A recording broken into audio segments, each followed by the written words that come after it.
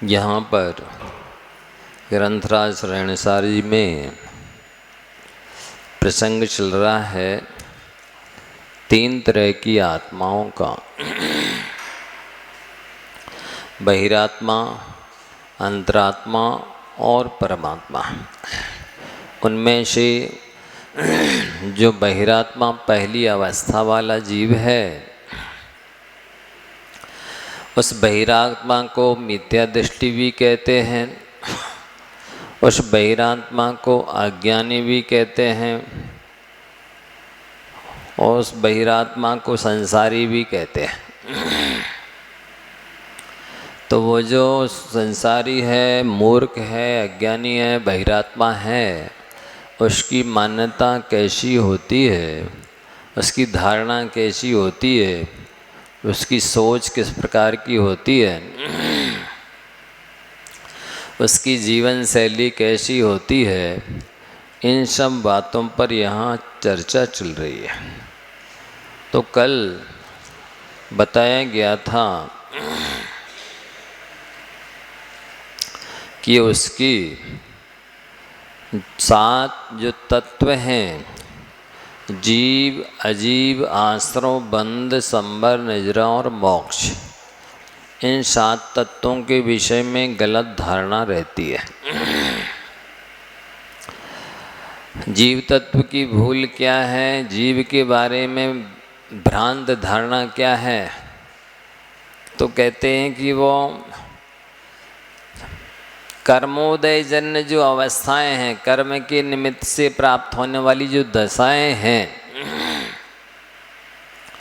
कर्म ने जिन फल के रूप में जिन्हें दिया है, उसे वो आत्मा की अवस्थाएं समझता है। मतलब कर्म के द्वारा दी जाने वाली वस्तु तो स्थायी होती नहीं है।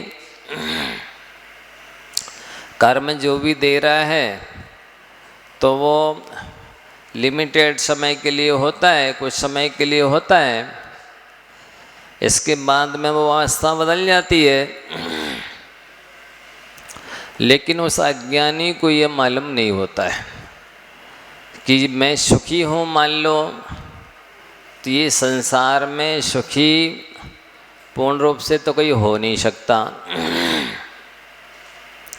हाँ, 19-20 किंचित दशाएं ये देखने को मिल रही हैं कि किसी के पास ज़्यादा सुख सुविधा है, पैसा है, दुकान मकान है, किसी के पास कम है, किसी के पास और कम है, किसी के पास और कम है, किसी के पास उससे भी ज़्यादा है। तो वैसे तो यदि वो थोड़ी भी अपनी बुद्धि का प्रयोग करता तो अनुमान लगा ही सकता था कि निश्चित बात है कि ये भिन्नता जो दिखाई दे रही है, ये कर्म के उदय से ही हो रही है।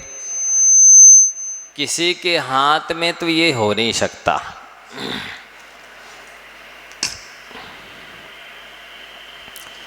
यदि किसी के हाथ में ये होता तो फिर वो सबको एक जैसी व्यवस्था देता, सबको एक जैसा बनाता, और एक बार बना देता तो वो परमानेंट वैसे ही बना रहता, हमेशा सदा ऐसा ही बना रहता।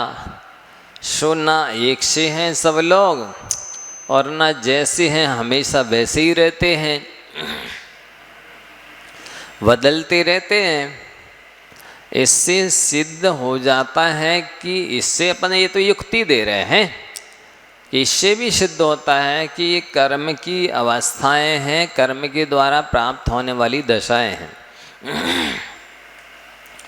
तो जो संसारी प्राणी को मिल रहा है सुख, वो इंद्रियजन्य सुख है, वो आत्मिक सुख नहीं है। और जब इंद्रियजन्य सुख है तो वो क्षणिक है, शाश्वत नहीं है। यदि आत्मिक सुख होता तो वो शाश्वत होता, परमानेंट होता, हमेशा के लिए प्राप्त होता। तो वो अज्ञानी इस विषय में विचार ही नहीं करता। कि ये जो सांसारिक सुख है वो किस प्रकार का, उसका स्वभाव कैसा है, नेचर कैसा है, क्वालिटी क्वांटिटी किस तरह की है, वो संसारी प्राणी अज्ञानी मिथ्या दृष्टि इस बात पर विचार नहीं करता। सुख मिला थोड़ा, साता वेदनी कर्म के उदय से, लाभांतराय कर्म के क्षयवसम से, तो वो उसी को ही अपनी स्वाभाविक दशा समझ लेता है कि मैं सुखी हूँ, ऐसा मान करके शारीरिक सुख को, इंद्रियजन्य सुख को आत्मा का सुख मान लेता है। आगे पीछे सोचता ही नहीं है कि ये जो सुख है वो कितने दिन टिकेगा, इसकी क्वालिटी क्वांटिटी कैसी है, इस सुख के पीछे किसका हाथ है, किसी व्यक्ति का हाथ है कि कर्म का हाथ है कि भगवान का हाथ है कि संसार का हाथ है, किसका है, कि इस फैसिलिटी का हाथ है। ये जो सुख मिल रहा किससे मिल रहा है वो विचार ही नहीं करता, जबकि ये सब कर्माधीन है, कर्म के उदय से प्राप्त अवस्थाएं हैं और क्षणिक हैं और विभाव रूप है। आत्मा की स्वाभाविक दशा नहीं है ये। उसको इस विषय में सोचने के लिए यूँ कहें कि बुद्धि ही नहीं है या समय ही नहीं है या वो सोचना जानता नहीं है, चाहता ही नहीं, ऐसी अवस्था है। और दुखी होता है तो भी उसको नहीं पता कि ये दुख क्यों मिल रहा। ना वो ये सोचता कि ये दुख पाप से मिल रहा है, कि ये दुख भगवान दे रहा है, कि ये दुख कोई व्यक्ति स्त्री पुरुष दे रहा है, कि ये दुख यहाँ की संसार की सामग्री से मिल रहा है, कि मेरी भूल की वजह से मिल रहा है, कि मेरी सोच की वजह से मिल रहा है, वो विचार करता ही नहीं।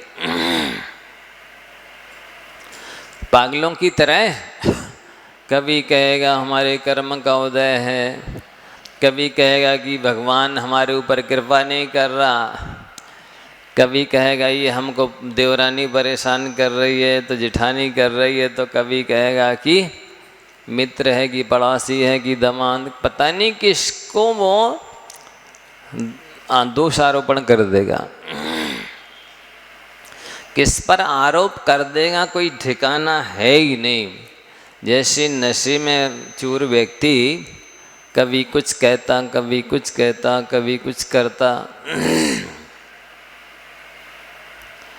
पागल व्यक्ति भी कभी कुछ कहता, कभी कुछ बकता, कभी कुछ बकता, ऐसी उस मिथ्या दृष्टि की, अज्ञानी की, संसारी की दशा होती है।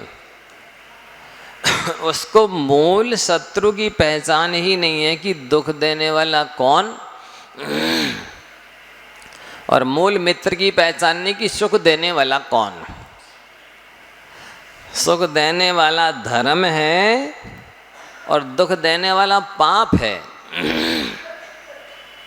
इसकी उसे पहचान ही नहीं है। यदि हो, और ना वो धर्म को पहचानता कि धर्म का वास्तविक स्वरूप क्या है।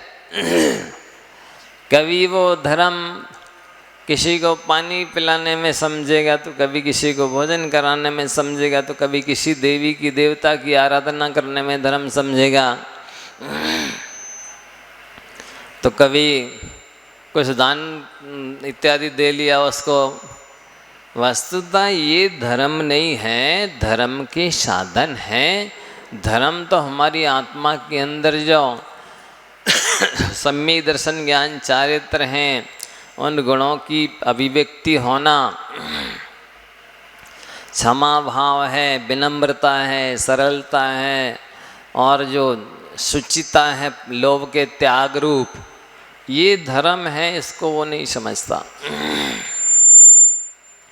ना 10 धर्म समझता है, ना रत्नात्रय समझता है, ना आत्मा का स्वभाव समझता, कुछ समझते ही नहीं। जो शरीर की दशा हो रही, परिणमन हो रहा है, वही सब कुछ है उसके लिए।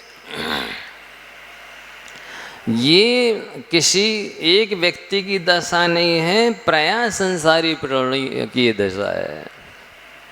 ऐसा सोचा करते हैं। बहुत बिरले जीव होते हैं, कम जीव होते हैं जो इन सब बातों का विचार करके ही अपना कर्तव्य करते हैं। तो इन सब बातों को जानने की, समझने की उसके पास बुद्धि भी नहीं है, उपयोग भी नहीं करता है, प्रयास भी नहीं करता है। इसलिए असाता वेदनी कर्म से के उदय से प्राप्त हुए दुख को परमानेंट समझ लिया, आत्मा का स्वभाव समझ लिया, मैं दुखी हूँ।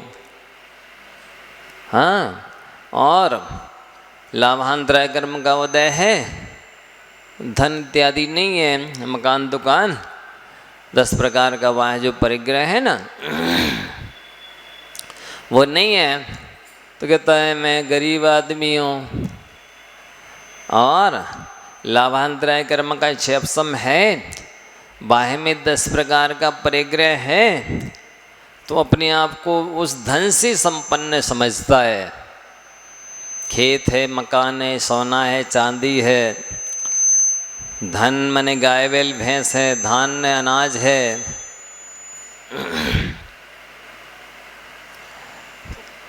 तो दासी दास, नौकर नौकरानी, बर्तन वस्त्र, इन सब की प्राप्ति से अपने को संपन्न समझता है।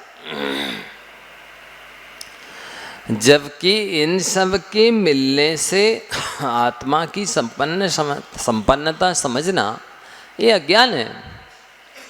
क्योंकि ये 10 प्रकार के बाह्य परिग्रह है, ये तो पाप है। पाप से अपने को संपन्न समझना तो पापात्मा कहलाया आत्मा।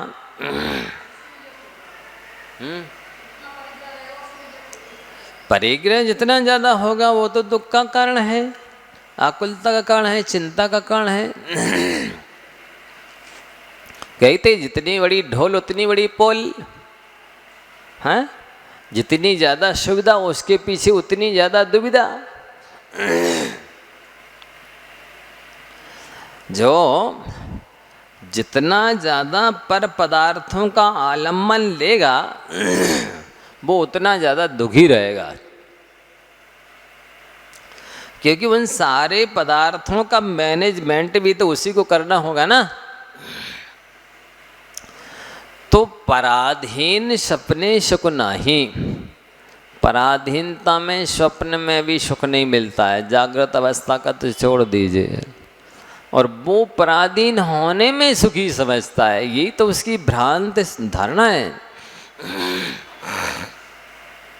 सारी की सारी मान्यता ही उसकी उल्टी है। परिग्रह जो पाप है उससे संपन्न होने पर आत्मा को संपन्न समझता है। हाँ, पर पदार्थ का आलम्बन लेकर के सुखी होना चाहता है। तो उसकी दशा ऐसी है कि जैसे कोई पानी को विलोकर घी प्राप्त करना चाहता है, पानी में घी निकलेगा? पत्थर के ऊपर फसल खेती करना चाहता है, होगी पत्थर पर फसल? नहीं हो सकती है। गधे की सींग से दूध निकालना चाहता है, गधे का सींग ही नहीं होता है, दूध कहाँ से आएगा? हाँ? ऐसे असंभव कामों को वो करना चाहता है। रात दिन लगा रहता है, 24 घंटे 12 महीने पूरा जीवन उसमें ही लगा देता, खपा देता कि मैं ऐसा करके रहूँगा।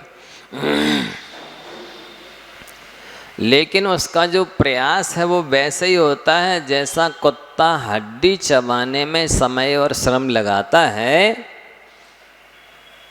समय लगाया है चबाने में, श्रम भी लगाया, लेकिन मिला क्या कुत्ते को बताओ? बाह में उस हड्डी से कुछ नहीं मिला, बल्कि उल्टा दुख मिला। दाढ़ कट गई, खून निकल आया और पीड़ा बढ़ गई। हाँ, उससे दुख मिला ना। तो ये पर पदार्थ से वस्तुतः सुख नहीं मिलता, दुख मिलता है। पर मोही प्राणी को पैराग भावना पढ़ते हैं आप लोग। मोह उदय है जीव अज्ञानी, भोग भले कर जाने। ज्यों कोई जन खाए धतूरा, सो सब कंचन माने। मोहिनी कर्म के उदय से ये संसारी प्राणी भोगों को अच्छे जानता है, अच्छे मानता है। जैसे कोई व्यक्ति धतूरा पी लेता है तो उसको सब चीज़ पीली पीली दिखती, सोना सोना लगता है। तो सब चीज़ें पीली हैं ही नहीं, सोना है ही नहीं, वो तो उसने धतूरा पी लिया, इसलिए उसकी भ्रांत धारणा हो गई है। इसी तरह से इस मिथ्या दृष्टि अज्ञानी मोही जीव जो है बहिरात्मा, उसने मिथ्यात रूपी धतूरा पी रखा है। उस मिथ्यात रूपी धतूरे की वजह से उसको ये सब सुख सुख भासित होता है। मोह उदय है जीव अज्ञानी, भोग भले कर जाने। ज्यों कोई जन खाए धतूरा, सो सब कंचन माने। वो सबको कंचन यानी सोना मानता है। तो ऐसी अज्ञानी की मान्यता है। और रंग के राव मेरे धन ग्रह गोधन प्रभाव। और तो जितना जितना लाभांतर कर्म का जिस जिस चीज़ का क्षयक्षम होता है, उतनी उतनी वो चीज़ मिलती है।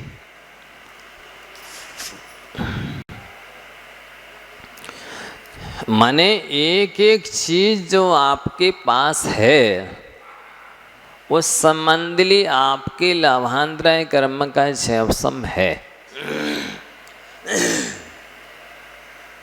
न्याय की ग्रंथों में एक सूत्र आता है, श्रावर्ण क्षयक्षम लक्षण योग्यतया ही प्रतिनीतम अर्थम व्यवस्था पाती है। उस वस्तु संबंधी क्षयक्षम होता है जीव के, तो वो वस्तु मिलती है। अच्छा आप ही लोग बताओ, आपने जीवन में जो जो चाहा क्या वो सब कुछ मिला? बोलो, पुरुष हो चाहे स्त्री हो, जो जो चाहा मिला, लेकिन कुछ कुछ तो मिला। तो वो कुछ कुछ उतना ही क्षयक्षम था। उस वस्तु संबंधी, उस व्यक्ति संबंधी, उस भोगोपभोग की सामग्री संबंधी आपके लाभांतर कर्म का क्षयक्षम था। तो आपने इच्छा की सो वो चीज़ मिल गई। इच्छा से नहीं मिली, इच्छा से नहीं मिलती। इच्छा तो मोहिनी कर्म की पर्याय है। मोहिनी घातिया कर्म है, घातिया कर्म पाप प्रकृति है। पाप करने से थोड़ी कोई चीज़ मिलती है। कोई चोर है, उसको चोरी में सफलता भी पुण्य के उदय से मिलती है। यदि पुण्य नहीं होगा तो वो पकड़ा जाएगा, उसको कोई सामान चोरी करने के लिए मिलेगा नहीं। पांचों पाप हैं। हिंसा करने में शिकारी या हिंसक या कोई व्यक्ति पुण्य के उदय से सफल होता है। झूठ बोलने में भी पुण्य के उदय से सफल होता है। चोरी करने में भी पुण्य के उदय से सफल होता है। भोग भोगने में भी पुण्य कर्म के उदय से सफल होता है। और वस्तु जो परिग्रह मिलता आता है वो भी जितना आपकी पुण्य है, लाभांतर कर्म का क्षयक्षम है, उतना आता है। इच्छा करने से वस्तु नहीं मिलती। यदि इच्छा करने से वस्तु मिलने लगे तो किसके पास इच्छा नहीं है बताइए? किसके पास इच्छा नहीं है? और कौन सी इच्छा नहीं है सो बता दो। क्या नहीं चाहता ये प्राणी? 3 लोग की संपत्ति हमारे ही पास आ जाए सब हैं? सारे भोगोपभोग की सामग्री जितनी दुनिया में है वो सब आ जाए। कौन नहीं चाह रहा? पर आ रही क्या?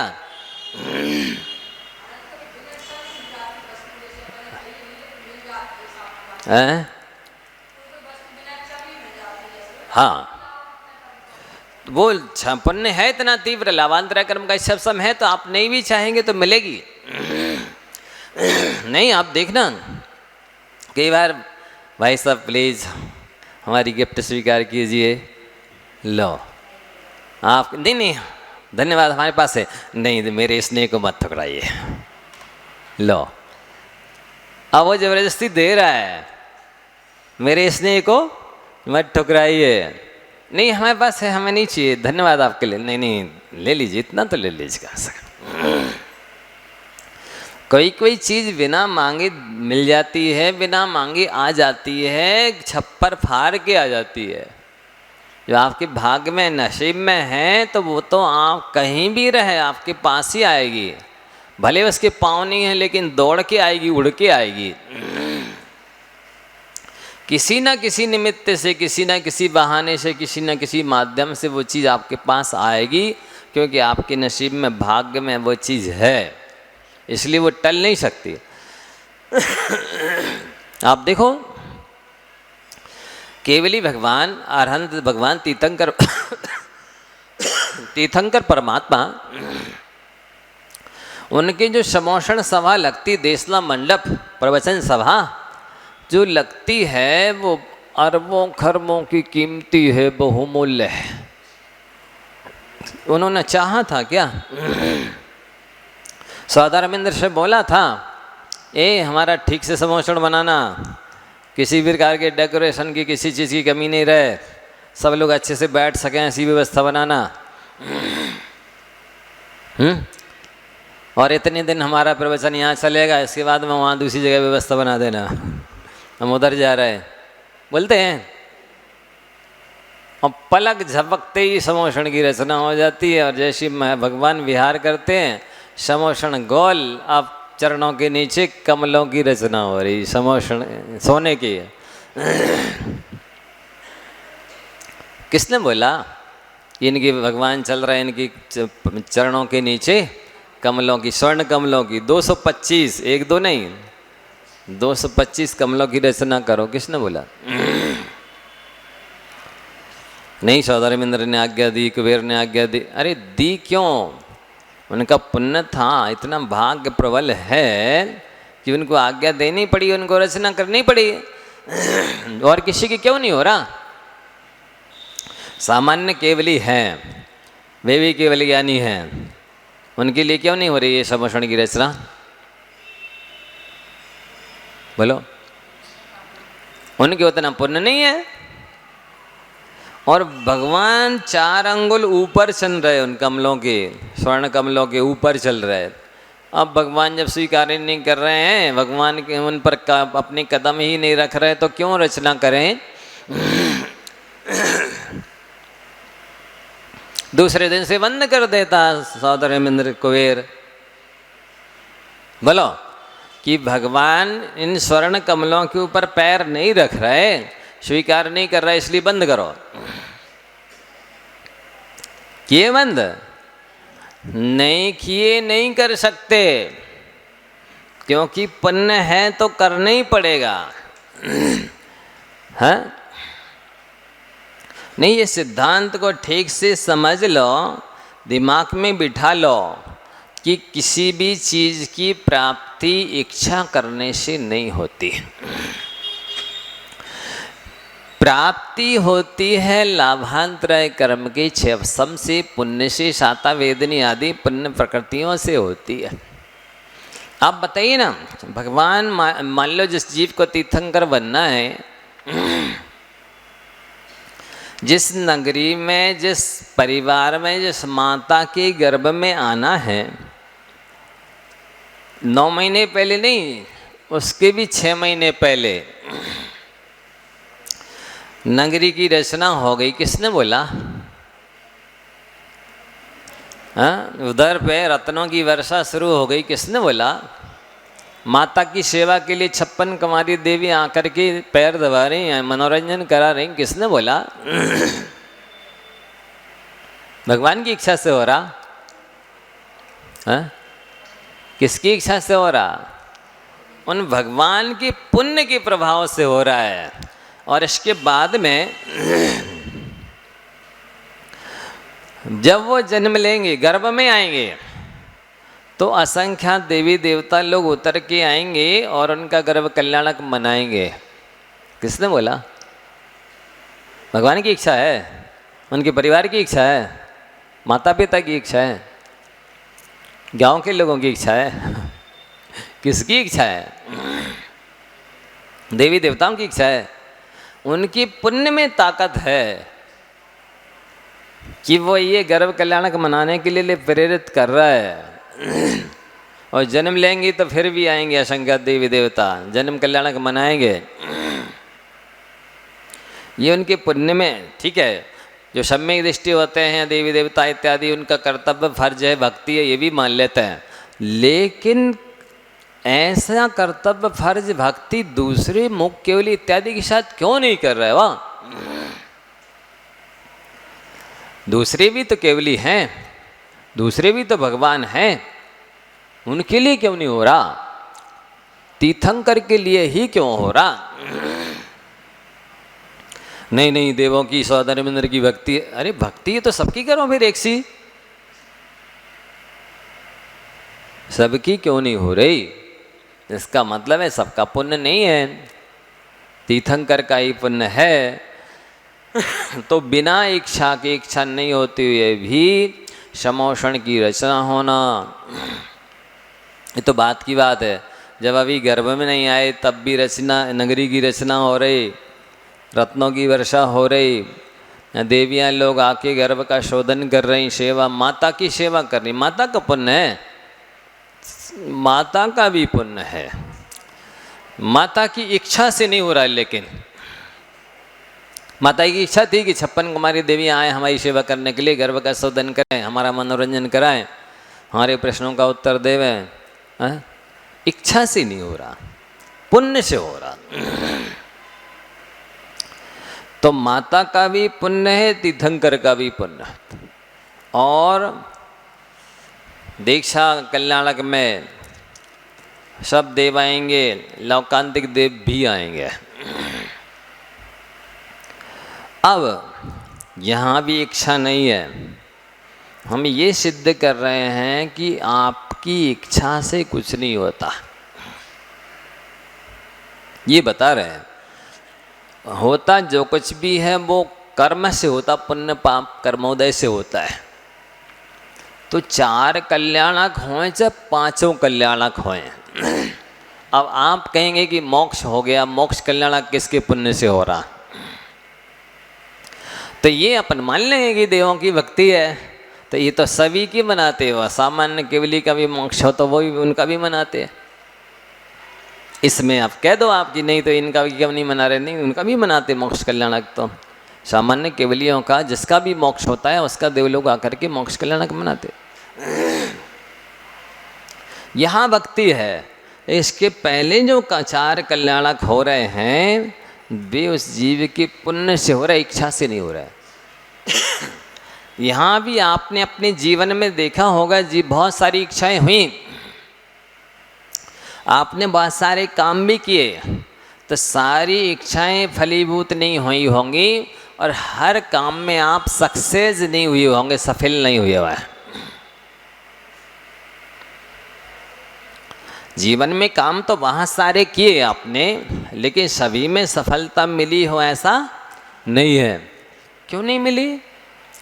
नहीं, वो ठीक से संयोजन, आयोजन, प्रयोजन, नियोजन नहीं समझा, तो ऐसा नहीं है। आप कितने प्री प्लानिंग के साथ कोई काम करें, लेकिन जब तक आपके भाग्य में नहीं है वो चीज़, तो अकेले पुरुषार्थ से कार्य की सिद्धि नहीं होती है। कार्य की सिद्धि के लिए भाग्य भी चाहिए और तद अनुरूप पुरुषार्थ भी चाहिए। जितनी मतलब डिग्री का पुरुषार्थ चाहिए उतना करोगे तो सफलता मिलेगी। इसलिए नीतिकारों ने भी कहा, उद्यमेन ही सिद्ध्यन्ति कार्याणि न मनोरथै नहीं सुप्तस्य सिंहस्य प्रवशन्ति मुखे मृगा। उद्यम से ही कार्य जब किसी आलसी को प्रेरित करना हो तो उसके लिए पुरुषार्थ की प्रेरणा दी जाती है कि उद्यमानि सिद्ध्यन्ति कार्याणि। कार्य की सिद्धि पुरुषार्थ से होती है, ना मनोरथ है केवल कल्पना मनोरथ करने से नहीं होती है। जैसे सोए हुए सिंह के मुख में मृग प्रवेश नहीं करते हैं, सिंह को आक्रमण करना होता है तब कहीं उसका पेट भरता है। इसी प्रकार से पुरुषार्थ से कार्य की सिद्धि होती है, लेकिन अकेला पुरुषार्थ करो और आपका भाग्य हो ही ना और कार्य हो जाए, ये तो नहीं हो सकता। तो आप इसको अच्छी तरह से समझ लो कि हमने, जैसे आप बाबा जी लोग 80-80 साल के होगा मान के चलो, आपने 80 साल में बहुत सारी इच्छाएं की होंगी। क्या हर इच्छा पूरी हो गई? नहीं। आपने बहुत सारे काम किए होंगे, प्रयास किए होंगे कुछ कई कामों को करने के, व्यापारों को करने के, लेकिन क्या आप सब कार्य में व्यापार में सफल हुए? नहीं हुए। क्यों नहीं हुए? इसकी वजह यही है कि उतना पुण्य नहीं था, उतना भाग्य नहीं था कि आपकी प्रत्येक इच्छा की पूर्ति हो जाए और आप जो जो काम करें सब में सफलता मिल जाए। करते रहते इच्छाएं, संसार के अनंत जीव हैं। कहते आशा करता प्रति प्राणी यस्मिन विश्व मनोपमाम कश्य किम कियद आयाति वृथा वो विशेषिता। आत्मानुशासन में आचार्य गुणभद्र महाराज जी लिखते हैं, आशा बोलो, इच्छा बोलो, वांछा बोलो, मूर्छा बोलो, अभिलाषा बोलो, तमन्ना बोलो, एकार्थवाची है। तो आशा रूपी गड्ढा प्रत्येक संसारी प्राणी के हृदय में इतना बड़ा बड़ा खुदा है कि यदि एक ही प्राणी के आशा रूपी इच्छा रूपी गड्ढे में 3 लोक की संपत्ति डाल दी जाए तो वो आशा रूपी गड्ढा ऐसा अतिशयकारी है, चमत्कारिक, कि वो और गहरा होता है। अन्य संसार के गड्ढे में तो कुछ डालो तो उतना भर जाता है, लेकिन ये आशा रूपी गड्ढा ऐसा जादुई है, चमत्कारिक है, अतिशयकारी है कि ये और गहरा होता है। नहीं पढ़ते? सोचा करता हूँ भोगों से बुझ जावेगी इच्छा ज्वाला, परिणाम निकलता है लेकिन मानो अग्नि में घी डाला। पावक माने अग्नि होता है। जैसे अग्नि में घी डाला तो और भभकती है, ऐसे ही इस इच्छा रूपी गड्ढे में जितना डालो उतना गहरा होता है। ऐसा है। तो इतनी इतनी इच्छाएं हैं। अब कितनी किसकी इच्छाएं पूर्ण हो रही? सबकी एक जैसी हो रही क्या? नहीं हो रही। क्यों नहीं हो रही? जिसका जितना पुण्य है। अन्य लोग कहते तो हैं लेकिन श्रद्धा नहीं है, वास्तविक ज्ञान नहीं है। क्या बोलते हैं? कर्म कमंडलू कर गए, ज्ञानी मन पछताए, बापी कूप तडाग में बूंद ना अधिक समाए। प्रत्येक प्राणी ने कर्मरूपी कमंडलू बर्तन पात्र हाथ में ले रखा है। जैसे लोग पानी भरने के लिए किसी कुएं में, बावड़ी में, नदी पर जाते हैं ना, तो वो कितना पानी लाते बताओ? जितना बड़ा पात्र है। पात्र से के अलावा और तो नहीं ला पाएंगे ना। क्यों नहीं लाएंगे? क्योंकि उनके पास ले जाने के लिए पात्र ही नहीं है। ठीक इसी प्रकार से आप इच्छा कितनी भी करिए, मिलेगा कितना? जितना आपके भाग्य में पहले से लिखा हुआ है, जितना आपने पहले दान दिया है, मंद कषाय इत्यादि के माध्यम से पुण्य कमाया है, उतना ही मिलेगा। उससे ज़्यादा नहीं मिलेगा। चाहे आप कहीं भी जाइए, जैसे पानी लेने आप बापी पे, बावड़ी में जाए, कुएं पर जाएं, तड़ाक तालाब में जाए, चाहे नदी में जाए, पानी तो जितना बर्तन है उतनी लाओगे। इसी तरह चाहे आप बम्बई जाओ, चाहे अमेरिका जाओ, चाहे गुना में रहो, चाहे कहीं रहो, मिलेगा तो उतने ही जितना आपका लाभांतराय कर्म का क्षेपसम है, पुण्य है, साता वेदनी आदि प्रकृतियाँ हैं। ये श्रद्धा नहीं है संसारी प्राणी को। इसलिए उससे कहो भैया देश व्रत ले लो, दिग्व्रत ले लो, नियम कर लो कि हम विदेश में धन कमाने नहीं जाएंगे, विदेश में इलाज कराने नहीं जाएंगे। नहीं कि हमारा व्यापार भारत में नहीं चला तो, कहीं हम भारत में स्वस्थ नहीं हुए तो, मतलब उसको अपने कर्म पर विश्वास नहीं है कि पुण्य होगा तो हम यहीं सफल हो जाएंगे, पुण्य होगा तो हम यहीं स्वस्थ हो जाएंगे, और पुण्य नहीं होगा तो आप विदेश में कहीं भी चले जाइए, ना स्वस्थ होंगे ना सफल होंगे। ये अज्ञानी बहिरात्मा की दशा है मिथ्या दृष्टि के। आपको समझ में आ रहा है बहिरात्मा कैसा होता, मिथ्या दृष्टि अज्ञानी। इस सिद्धांत को ठीक से समझ ले ना, तो जो इच्छाएं करता रहता है, मनोरथ बनाता रहता है, कल्पनाएं करता रहता है, जैसे उस कौए की तरह कौआ कोसता रहता है, ये सब पशु मर जाएं, सब पशु मर जाएं, पर वे मरते नहीं। कौआ के कोसने से पशु मरते हैं, लेकिन कौआ तो पाप मानता रहता है, भले मरे या नहीं मरे। इसी तरह से ये संसारी प्राणी इच्छाएं करता रहता है। अब वो चीज़ मिले चाहे नहीं मिले, इच्छा करने से कर्मबंध तो करता रहता है। इसलिए इसको इच्छा नहीं करनी चाहिए। चलो ठीक है, मोहिनी कर्म का उदय चल रहा है, इच्छा तो होती है, तो इच्छा होती भी हो मान लो तो प्रशस्त इच्छाएं करे, शुभ इच्छाएं करे, आत्म कल्याण की इच्छा हो, परोपकार की इच्छा हो, तप त्याग करने की इच्छा हो, दान पूजा की इच्छा हो, पर ऐसे अच्छे अच्छे कामों की इच्छा करे तो फिर भी ठीक है, आगे चल करके धीरे धीरे वैसी स्थिति उसको बन जाएगी कि आगे और वो इच्छाओं से रहित ही हो जाएगा, हमेशा के लिए सुखी हो जाएगा। तो ये वो समझता नहीं है। बस ये इच्छाएं तो नहीं होंगी, पूजा करना नहीं बोले टाइम नहीं है। देखो क्या इच्छा है, जल्दी से दुकान पे चले जाए, ऑफिस में चले जाए।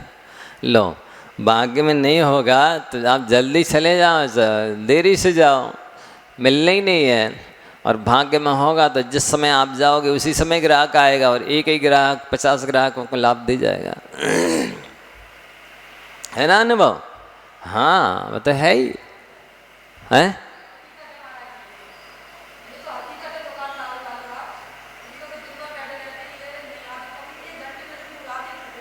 हाँ बिल्कुल, वो तो है ही, हकीकत है ही। हकीकत तो सुना ही रहा है, ये वाली बात थोड़ी अकेली हकीकत है। जो सुना रहे वो सब वास्तविक है, सही है, हैं? भगवान की वाणी है। ये आपका अनुभव की बात बोले, ये हाँ ये अनुभव की बात है, ये तो ये मत कहो ये हकीकत मतलब ये सही है बाकी सब गलत। हाँ ये बोलो कि हाँ ये अनुभव की बात है कि कभी कभी 1 घंटे में ही इतना लाभ हो जाता था जितना दिन भर में नहीं हो पाता। कई बार दिन भर भी बैठे रहो तो भी कुछ नहीं होता। तो ये कर्म जैसा जैसा उदय में आता जाता है वैसा वैसा लाभ हानि होती रहती है। तो इसलिए आप सबको ये समझना है कि मिथ्या दृष्टि की जो अवस्था है, अज्ञानी की, बहिरात्मा की, संसारी की, वो ये मान्यता रहती है तो मैं सुखी दुखी, मैं रंग राव, मेरे धन ग्रह गोधन प्रभाव, गाय है, अनाज है, वस्त्राभूषण है, नौकर नौकरानी है, इन सबको वो अपना प्रभाव समझता है, धन समझता है, इनसे अपनी संपन्नता समझता है। वस्तुतः इन सब चीज़ों से संपन्नता कैसे हो जाएगी, क्योंकि ये परमानेंट रहने वाले हैं ही नहीं कोई भी। वो जो परमानेंट नहीं रहेंगे भी हमें कहाँ से सुखी करेंगे, जब भी चले जाएंगे तो उनके वियोग में दुख होना ही है। मेरे सुततीय में शवल दीन, मेरे इतने पुत्र हैं, मेरी इतनी स्त्रियां हैं, मैं सबल बलवान हूँ, मैं दीन कमज़ोर हूँ, मैं सुंदर हूँ, मैं कुरूप हूँ। मतलब बाह्य अवस्थाएँ जो हैं या तो शरीर जन्य अवस्था को आत्मा की अवस्था समझेगा, या जो बाह्य परिस्थिति परिवेश है उससे अपने को सुखी दुखी समझेगा। अपना और अपने मतलब दोनों के विषय में उसे भ्रम रहता है, अज्ञान रहता है, जिसकी वजह से वो गलत धारणा बनाता है। बेरूप सबक मूर्ख। और ये हो गई जीव तत्व की भूल, उसकी हो गई। अब अजीब तत्व की भूल देखो, मतलब वो जड़ को जड़ नहीं समझ रहा, पुद्गल को अचेतन नहीं समझ रहा। तन उपजत अपनी उपज जान। जन्म हुआ है शरीर का, लेकिन आज तक प्राय लोगों को ये नहीं मालूम कि आत्मा का जन्म होता कि शरीर का जन्म होता। बोलो, किसी से भी पूछो आपका जन्म कब हुआ था, वो सन बताएगा। क्योंकि इस तरह की धारणा ही बनी है, मान्यता ही है कि वो मेरा जन्म 80 साल पहले हुआ कि 40 साल पहले हुआ, ऐसे ही बोलेगा। ये नहीं कहेगा मेरे शरीर का जन्म 40 साल पहले हुआ कि 80 साल पहले हुआ।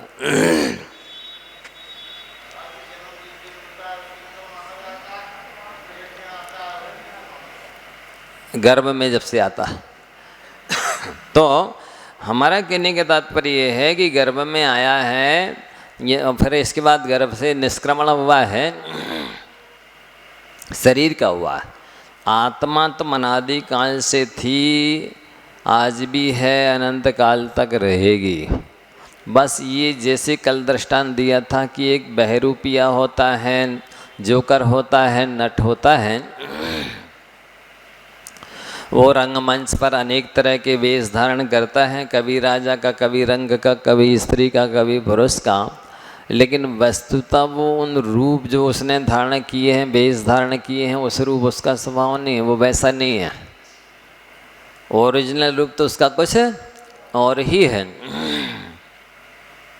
ठीक इसी प्रकार से ये अपनी आत्मा जो इतने प्रकार के शरीर धारण कर रही है, ये आत्मा का स्वभाव नहीं है, ये तो नश्वर पर्याय हैं। इसलिए तन उपजत अपनी उपज जान, शरीर की उत्पत्ति को आत्मा की उत्पत्ति मानना और फिर बर्थडे मनाना, ये संसार की वृद्धि का कारण है, नए नए शरीरों को जन्म देने का कारण है। हाँ, कई महापुरुष हैं जिनने रत्नांतर धारण किया है, परोपकार किया, धर्म की तीर्थ की प्रभावना की है, तो उनकी उस गुणों की अनुमोदना की जाती, कर सकते, कोई बात नहीं। लेकिन जो असंयमी हैं, जिनने कोई परोपकार नहीं किया, धर्म को धारण नहीं किया, रत्नांतर को धारण नहीं किया, धर्म की प्रभावना नहीं की, उनका बर्थडे मना रहे हैं। क्या है उनके अंदर बताओ? मिथ्यात्व के साथ मान लो जन्मे, अभी तक पढ़ने में मेरे एकदम नहीं है कहाँ आया है, लेकिन सुनते चले आ रहे मिथ्यात्व के साथ जन्म होता पंचम काल भरत क्षेत्र में, तो मान लो चलो, तो उस समय भी मिथ्या दृष्टि थी, अभी भी मिथ्या दृष्टि है। अब किसका जन्मदिन, किसका बर्थडे, कैसा बर्थडे? उसको सालगिरह कहते हैं, नहीं सालगिरह कहते, वो शादी की सालगिरह होती है, इसको बर्थडे ही कहते, जन्मदिन ही कहते हैं। हाँ चलो ठीक है, जो कुछ भी कहते हैं, लेकिन है तो आखिर मिथ्या दृष्टि का ही है ना, अज्ञानी संसारी प्राणी का है। उसने शरीर धारण किया है, इस पर्याय में आया है, आप खुशी मना रहे, और इसका मतलब उसके संसार की वृद्धि है। यदि वो उसमें हर्ष मना, जिसका जन्मदिन है वो उसमें हर्षित हो रहा है, प्रसन्न हो रहा है, इसका मतलब है कि वो अपने संसार को बढ़ा रहा है। उतने साल तो उसके ख़त्म हो गए, जितने बार वो जन्मदिन मनाया जा रहा है, तो उसकी तो शोक होना चाहिए कि इतने बरस मेरे निकल गए, मैंने कोई तप त्याग नहीं किया, कोई धर्म नहीं किया, दान पुण्य नहीं किया, परोपकार नहीं किया, विषय कषायों में अज्ञान में इतने साल निकाल दिए। मनाना तो चाहिए था शोक है, पश्चाताप करना चाहिए, प्रतिक्रमण करना चाहिए था, शुभ तो नहीं कर रहा और विषय कषाय का सेवन कर रहा, पंच इंद्रिय के भोग रहे, मनोरंजन कर रहे, और बढ़ा रहे और पाप और बांध रहे नया। पिछला जो बंधा उसका सो कोई खबर ही नहीं है। तो ये सारी स्थितियाँ अज्ञानियों के साथ बनती हैं। ये अजीब तत्व की भूल है, इसको आप समझिए कि शरीर की उत्पत्ति में आत्मा की उत्पत्ति मानना, शरीर के नष्ट होने पर आत्मा का नाश मानना, ये भेद विज्ञान हो जाएगा ना जिस दिन, इस पर श्रद्धान हो जाएगा, तब फिर आप किसी के जन्म होने पर बर्थडे नहीं मनाएंगे और किसी के मरण हो जाने पर शोक रोते नहीं बैठे रहेंगे। क्यों? आत्मा इस शरीर को छोड़ के दूसरी जगह चली गई, ट्रांसफ़र हो गया है, ड्रेस और एड्रेस चेंज हो गया है। हाँ, वो क्या है, ऐसे रोते ना, अरे वे हमारा बहुत ख्याल रखते थे, हमें भोजन कराने के बाद ही भोजन करते थे, जब कहीं जाते थे तो वस्त्र आभूषण लाते थे, अब कौन लाएगा, अपने अपने सुख रोवे पिता पुत्र दारा। ये स्वार्थी संसार है और कुछ नहीं है। स्वार्थ के लिए रोते हैं, बाकी किसी को कोई रोता नहीं है। किसके पास फुर्सत है रोने की? है कोई फ्री बैठा रोने के लिए? वो तो अभी तक जो व्यवस्था बनी थी हम निश्चिंत थे, भी हमारी चिंता पाल रहे थे, अब वो फिक्रा हो गई और कुछ नहीं है। यदि वो व्यवस्था बन जावे एक बार एक सेठानी जी सोनागिर की वंदना करने जाना चाह रही थी। वो सेठ जी से बोली, मैं तो सोनागिर को जाऊंगी चंदा प्रभु के दर्शन करने। तो अब सेठ जी बोले, सोनागिर मत जाए सिठनिया। क्यों? बात ऐसी है कि एक बार प्रवचन सभा की बात है, पंडित पन्नालाल जी साहब ने अपने प्रवचन में बोला होगा, राग दुखदाई है, जब तक राग रहेगा तब तक सुखी नहीं हो पाओगे आप। एक श्रोता खड़े हो गए, बोले पंडित जी राग दुखदाई है तो हम छोड़ना चाहते, बताओ कहाँ से शुरू करें? राग छोड़ना है ना, राग का त्याग करना है सुखी होने के लिए, तो हम छोड़ना चाहते हैं, कहाँ से शुरू करें? पत्नी छोड़ दे मैं। इतने में बाजू की होटल में यही भजन गाया जा रहा था टेप रिकॉर्ड में। तो उन्होंने कहा, सुनो सुनो ध्यान से सुनो क्या गाया जा रहा है। उसमें ये बजरा गाया जा रहा है कि सेठानी जी कह रही मैं सोनागिर को जाऊंगी, और सेठ जी कह रहे सोनागिर मत जाए। क्यों मना कर रहा है सेठ जी? सेठानी से राग है? राग तो है, तो राग क्यों है कि सोनागिर मत जाए सेठनिया, घर को वन हो जाए। घर क्या बन जाएगा? जंगल बन जाएगा, वन बन जाएगा। एक तो आपके जाने से जी हानि हो जाएगी, और दूसरा ही है ताती ताती गरम गरम मोह करके कौन कवह है। यदि घर की व्यवस्था बन जाए और गरम गरम ताती ताती कोई बना के देने लगे, तो चाहे फिर सोनागिर चली जाओ चाहे चूल्हे में चली जाओ। नहीं तो फिर वाकई में फिर क्या करना है? सही नहीं है? है ही व्यवस्था, ऐसा है वास्तव में। सारा संसार स्वार्थमयी है, सबका जिसका जिससे स्वार्थ सिद्ध होता है वो उसे चाहता है, और जिसे आज चाह रहा है, जिससे आज स्वार्थ सिद्ध हो रहा है, उसी व्यक्ति से स्वार्थ सिद्ध होना बंद हो जाए, उसका चाहना बंद हो जाएगा। अब देखो, बछड़ा गाय के पीछे कब तक जाता बताओ? जब तक थन में दूध है तब तक तो वो पीछे पीछे जाएगा, और जैसे उसने देख लिया अब दूध खत्म हो गया, अब वो इधर उधर घास, हरी घास इत्यादि ढूंढने लगेगा, वो माँ के पीछे पीछे नहीं जाएगा।